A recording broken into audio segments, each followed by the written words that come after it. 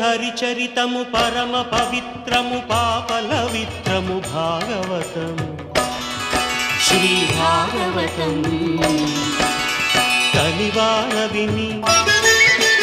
మనసారకని తరించమని శ్రీ వ్యాసముని తన తనయుడు శ్రీ శుకముని ముఖమున పలికించినది భాగవతం శ్రీ భాగవతం హరిచరితం